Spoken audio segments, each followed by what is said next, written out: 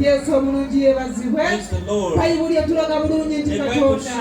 Ekyamazima abaana ba Isirayiri batuuka kiseera nga bali mu buddu. Ekyamazima nga tebabakkiriza kusinza Katonda waabwe.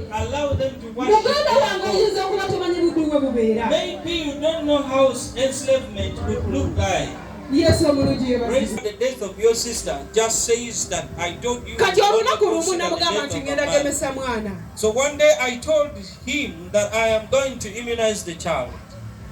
Kyava ngamba ku mulimu tebamala gavaavaako mbu bagenda gemesa baana. And he said, no, you don't just leave the job that you're going to immunize the child. Olana mwana yali mulwadde. Otegeera muganda wange. Tolina ky'osobola kusalawo. Eddembe lyo lyonna likuweddeko. Naye Bayibuli egamba nti Katonda n'alaba abaana ba Isirayiri. Ekyamazima nga bakoosebwa kagiri. Tebalina ddembe lyabwe. Bali mu buddu. Katonda n'agamba nti sigenda kusigala. N'agamba nti sigenda kusirika. Kunonora abantu bange. Nteekwa okubajjayo. Abantu bano bayiteekwa okunsinza.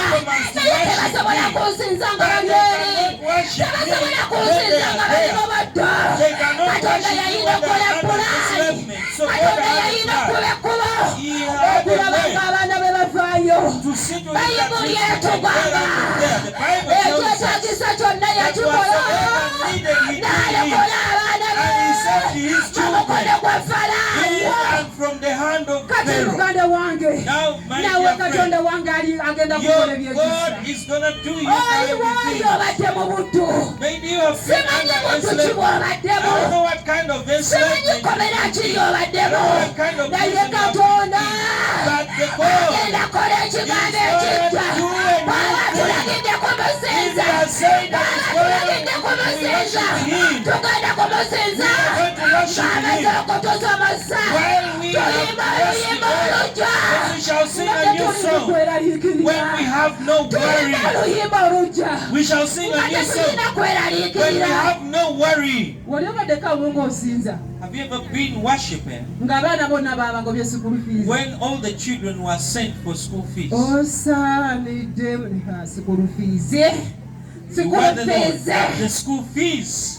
Osinza Mukama. You're worshiping God. Naye erigwa eriri mu bulamu But bwo. the thorn in your life, Likulemesezza okusinza he Katonda has you n'omutima gwo from gwonna. worshiping Him, going to Mukama do with the school children of fees. mine. The school fees, Lord. Hallelujah. Naye Hallelujah. Katonda waffe But agambye our God has said agenda kutusomosa. that He's gonna cross for us Watusinza. when we are worshiping. Hallelujah. Amen. Yesu omulungi Praise the Lord. Bayibuli etugambye The nti Bible tells Katonda us, nakka and God descended alokola abaana be to save His children mu mukono gwa Falaawo. under the hand of Pharaoh. Genda osome olwa 49. You can go and read verse 49. Chapter 3. The same chapter. Yesu omulungi yebazibwe. Praise the Lord. Hallelujah. Amen. Yesu omulungi Praise the yebazibwe. Lord. Genda buuka. You can skip. Genda osome mu Kuva Read Exodus 14. chapter 14.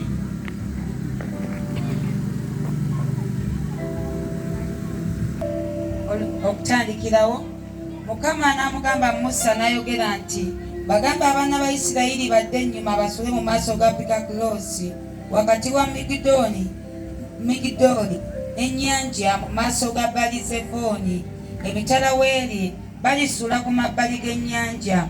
Falaawo aliboogerako abaana ba Isirayiri nti bazingiziddwa mu nsi eddungu libasibye. Nange Falaawo ndimukakanyaza omutima alibagoberera ennyuma waabwe, nange ndyefunira ekitiibwa ku Falaawo ne ku ggye lye lyonna, n'Abamisiri balimanya nga nze Mukama. Bwe batyo bwe baakola. Olwokutaano ne bamugamba kabaka w'e Misiri nti abantu badduse. Omutima gwa Falaawo n'ogw'abaddu be ne gukyukira ku bantu, ne boogera nti kiki kino kye tukoze okuleka Isirayiri obutatuweereza.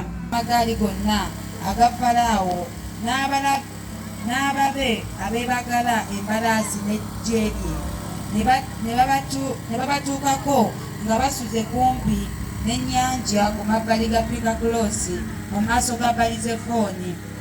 Awo bwe kasembera abaana ba Isirayiri ne bayimusa amaaso gaabwe, laba Abamisiri nga babagoberera ennyuma waabwe. Ne batya nnyo abaana ba Isirayiri ne bakaabira Mukama.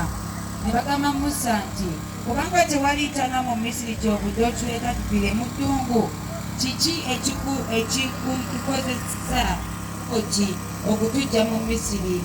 Kino si kye kigambo kye twakugambira mu Misiri nga kyogera